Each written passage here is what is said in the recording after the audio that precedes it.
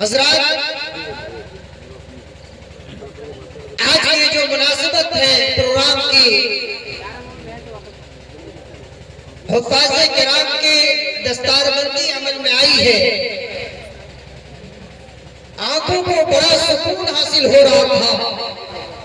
وہ بچے جن کے سروں پر آج دستارے حفظ قرآن کریم سجائے گئے ہیں، جن کے ہاتھوں میں قرآن کریم کے حفظ کی سرٹیفکیٹ عطا کی گئی ہے، وہ بچے اور ان بچوں کے والدین، ان کے اساتذہ مبارکباد کے مستحق ہیں کہ آپ نے اتنا بڑا کام کیا ہے، اتنا بڑا کام کیا ہے کہ آپ اس کا تصور نہیں کر سکتے۔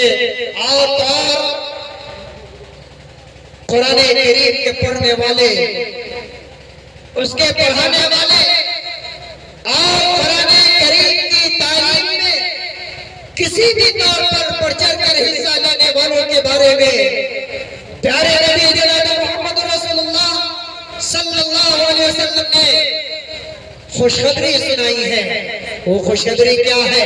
اللہ کے نبی صلی اللہ علیہ وسلم نے کہا، خیرکم من تعلم القرآن وعلمہ۔ اے میری امت کے لوگوں، اے دنیا میں بسنے والے لوگوں، تم میں سب سے بہترین شخص وہ ہے جو قرآن سیکھتا ہے، قرآن کو سکھاتا ہے۔ میرے بھائیو، آپ ذرا تصور کریں کہ اس مجلس میں ایسے لوگ بھی موجود ہیں جو عہدے اور منصب کے اعتبار سے بہت بڑے ہیں، لیکن قرآن کی دولت سے محروم ہیں، قرآن کی آیتوں، قرآن جیسی نعمت سے محروم ہیں، خود بھی محروم ہیں، بعض بچوں کو بھی محروم رکھا، بچوں کو بھی قرآن کی تعلیم نہیں دلوائی۔ آپ یاد رکھیں، آپ وہ خوش نصیب ہیں کہ جب آپ سے قرآن کی نسبت جڑ جائے، جب قرآن کا تعلق آپ سے جڑ جائے تو آپ دنیا کی عظیم ترین ہستیوں میں شمار کی جانے لگتے ہیں۔ ہمارے وہ بچے جنہوں نے قرآن کریم کا یاد کیا ہے، آپ کا مقام و مرتبہ یہ ہے، پیارے نبی صلی اللہ علیہ وسلم نے آپ کے بارے میں یہ بتایا، کیا بتایا؟ قال ماہر بالقرآن مع السفرۃ الکرام البررہ۔ قرآن کا ماہر، قرآن کا پڑھنے والا، قرآن سے محبت کرنے والا، قرآن کو اپنے سینوں میں سجانے والا، قرآن کی تعلیمات پر عمل کرنے والا، قرآن کو اپنا اوڑھنا اور بچھونا بنانے والا، قرآن کی تعلیمات کو اپنی زندگی میں اتارنے والا، الماہر بالقرآن مع السفرۃ الکرام البررہ۔ اے حافظ قرآن، آپ کی عزت یہ ہے، آپ کا مقام و مرتبہ یہ ہے کہ آپ معزز اللہ کے مقرب ترین فرشتوں کے ساتھ آپ ہوں گے، آپ کا قافلہ اور آپ کا شمار ان فرشتوں کے ساتھ ہوگا جو فرشتے اللہ کے مقرب ترین فرشتے ہیں۔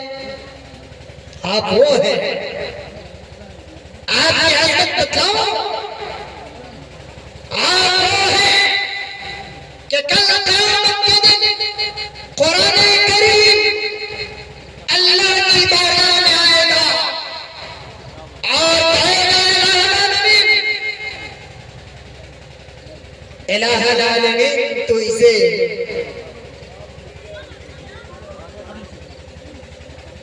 کیا کر، اے اللہ تو اس کی تقریب فرما دے، اے اللہ تو اسے کرامت کا تاج پہنا دے۔ حدیث آتا ہے کہ حافظ قرآن کو قرآن کی سفارش پر اللہ تبارک و تعالی زینت کا لباس پہنائے گا۔ قرآن پھر دوبارہ کہے گا، اے اللہ اس کو کرامت کا تاج پہنا دے۔ حدیث کا الفاظ ہے کہ حافظ قرآن کو دوبارہ قرآن کی سفارش کرنے پر اللہ تبارک و تعالی اس شخص کو جنت کا تاج پہنائے گا، کرامت کا تاج پہنا دے گا۔ اسی طرح دوسری روایت میں حافظ قرآن کے جو والدین ہیں مسلم، بھلے ہی آپ نے اپنے پیٹ کو کاٹ کر ایک شام فاقے پر فاقے گزار کر آپ نے اپنے بچوں کو پڑھایا ہوگا. کبھی ایسی بھی نوبت آئی ہوگی کہ آپ کے پاس 100-200 روپے نہیں رہے ہوں گے کہ آپ اپنے بچوں کی فیس وقت پر جمع کر سکیں. اے میری ماں اور اے میرے بھائیوں، آپ سن لیں، آپ خوش ہو جائیں گے کہ نبی صلی اللہ علیہ وسلم نے آپ کو بھی بشارت سنائی ہے، آپ کو بھی خوشخبری سنائی ہے. کل قیامت کے دن حشر کے میدان میں قبر سے جب صاحب قرآن نکلے گا، جب قرآن کا پڑھنے والا نکلے گا، قرآن کا پڑھنے والا جب نکلے گا، قرآن کے پڑھنے والے کو جب تاج پہنایا جائے گا تو حافظ قرآن کہے گا اللہ اس کس چیز کے بدلے مجھے یہ تاج پہنایا جا رہا ہے. حافظ قرآن کو کہا جائے گا کہ تو نے قرآن کریم یاد کیا ہے. میرے بھائیو، جب حافظ قرآن کو تاج پہنا دیا جائے گا، جب اس کو سمانت کر دیا جائے گا، اس کے بعد اس کے والدین کو بلایا جائے گا، اس کے والدین کو بھی تعظیم و تکریم کا لباس پہنایا جائے گا. والدین کہیں گے اللہ ہم نے تو قرآن نہیں پڑھا تھا، اے اللہ کس چیز کے بدلے مجھے سمانت کیا جا رہا ہے، اے اللہ کس چیز کے بدلے میری تکریم کی جا رہی ہے. میرے بھائیوں سن لو، ایسے لوگوں کو کہا جائے گا کہ تو نے اپنے بچے کو قرآن کی تعلیم دلوائی تھی، تو نے اپنے بچے کو مدرسۃ العلوم الاسلامیہ میں حافظ قرآن بنوایا تھا. حافظ قرآن بنوانے کی بنیاد پر آج تجھے بھی سمانت کیا جا رہا ہے. یہ ماں باپ کا مقام و مرتبہ ہوگا. اور آخری دو باتیں کہہ کے میں اپنی بات ختم کرتا ہوں، چونکہ وقت میرا ختم ہو رہا ہے. آپ حافظ قرآن ہیں، آپ کی عظمت اور آپ کی شان یہ ہے کہ کل جب پوری کائنات کے لوگ جمع ہوں گے، پوری کائنات کے لوگ جمع ہوں گے، آپ کو بلایا جائے گا اور کیا کہا جائے گا؟ اقرا اقرا ورتقی ورتل کما كنت ترتل في الدنيا. اے حافظ قرآن، قرآن کی تلاوت کرتا جا، جنت کی سیڑھیوں کو چڑھتا چلا جا. اقرا ورتقی ورتل کما كنت ترتل في الدنيا.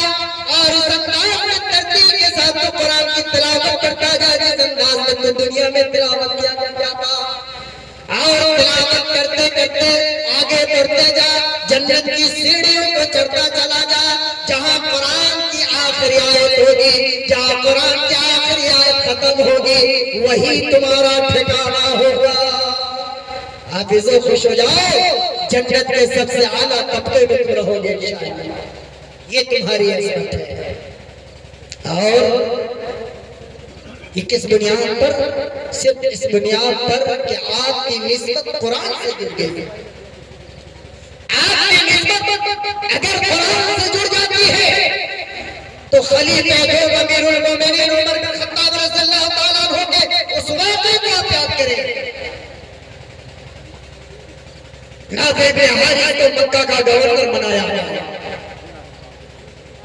حکومتی کام کاج کی وجہ سے امیر المومنین عمر بن خطاب نے نافع بن حارث کو وادی اسفان میں طلب کیا، بلایا.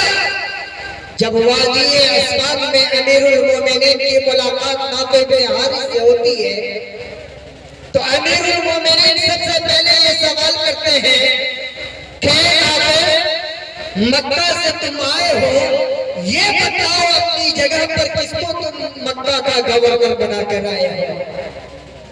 کون ہے جس کو مکہ کی عنایت تم نے عطا کی ہے؟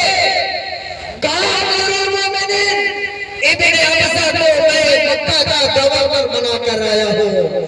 امیر المومنین نے پوچھا من ہو ابن ابزہ، یہ ابن ابزہ کون ہے؟ نافع بن حارث نے کہا ہوا مولا من مولینا. امیر المومنین وہ ہمارے غلاموں میں سے غلام ہے جس کو میں نے مکہ کی ولایت عطا کی ہے، جس کو میں نے مکہ کا والی اور گورنر بنایا ہے. میرے بھائیوں سننا تھا کہ امیر المومنین کا چہرہ سرخ ہو جاتا ہے اور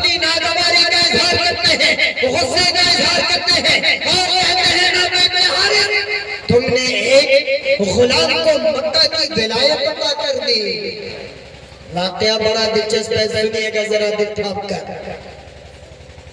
نافع بن حارث تم نے غلام کے حوالے مکہ کو کر دیا۔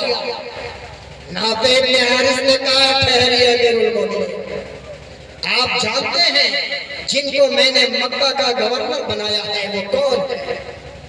انہو قارئ لکتاب اللہ، انہو قارئ لکتاب اللہ وعالم بالفرائض۔ میں نے کسی اہل غیر کو مکہ کا گورنر نہیں بنایا، میں نے اس شخص کو مکہ کا گورنر بنایا ہے، یا اس شخص کے حوالے میں نے مکہ کی ولایت کی ہے۔ انہو قارئ لکتاب اللہ، جو قرآن کا قاری ہے، قرآن کا پڑھنے والا ہے، وہ ماہر بالفرائض، اور علم وراثت کا ماہر ہے، علم فرائض کا جانکار ہے۔ میں نے اس شخص کے حوالے مکہ کی ولایت کی ہے۔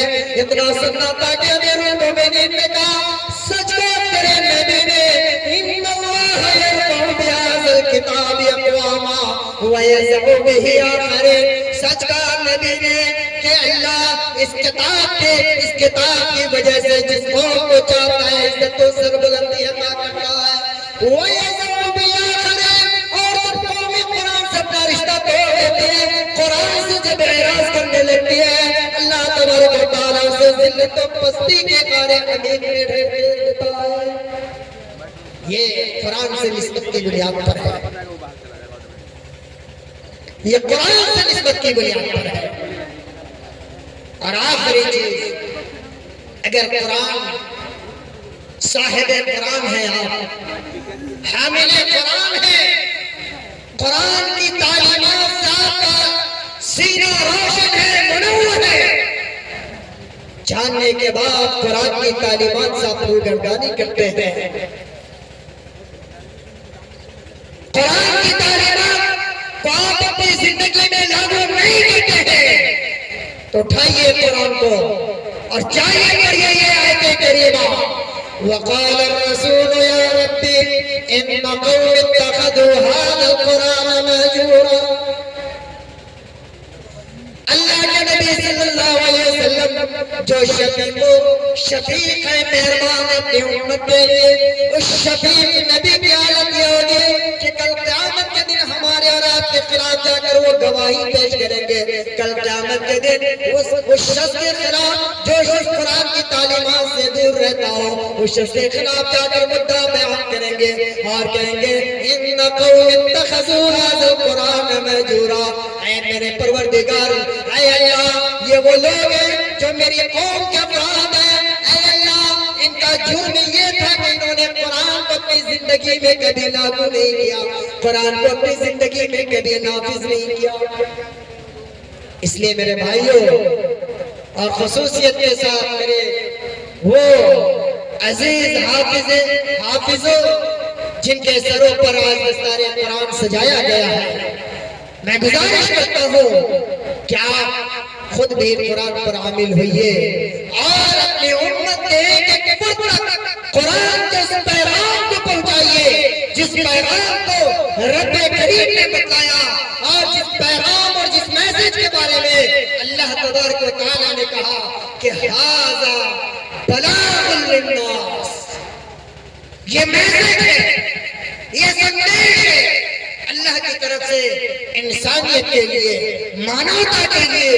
اس پیغام کو، اس میسج کو انسانیت میں عام کیجئے، اللہ کی توحید کو عام کیجئے، اللہ کے قانون کو عام کیجئے اور لوگوں تک اللہ کا سندیش پہنچائیے۔ اللہ تبارک و تعالیٰ سے دعا ہے کہ اللہ تعالیٰ ہم تمام مسلمانوں کی زندگی میں اس بات کی توفیق عنایت فرمائے کہ قرآن کریم کو ہم اپنا حرص جا بنا لیں، قرآن کریم سے ہمارا رشتہ مضبوط ہو، تاکہ یہ قرآن کل قیامت کے دن ہمارے خلاف بجائے اس کے کہ حجت بن کر آئے، ہمارے لیے سفارشی بن کر آئے، ہمارے لیے وبال جان ہونے کے بجائے ہمارے لیے قرآن کل قیامت کے دن ہمارے حق میں سفارشی بن کر آئے اور ہمارے لیے اللہ رب العالمین کی بارگاہ میں ہمارے لیے سفارش کرے اور ہماری حمایت میں قرآن کھڑا ہو۔ اللہ تعالیٰ ہم سب کو حسن عمل کی توفیق عطا فرمائے۔ اللہ تعالیٰ ہم سب کے بیٹھنے کو، سننے کو، سنانے کو اور یہ مجلس جو ہے رچائی گئی ہے، سجائی گئی ہے، اس مجلس کے رچانے بسانے میں کسی بھی طور پر ایک ادنا سے ادنا طور پر بھی آپ نے اگر حصہ لیا ہے تو اللہ ہم سب کے اس حصے کو قبول فرمانے، اس کوششوں کو قبول فرمانے۔ آمین۔ وآخر دعوانا الحمدللہ رب العالمین۔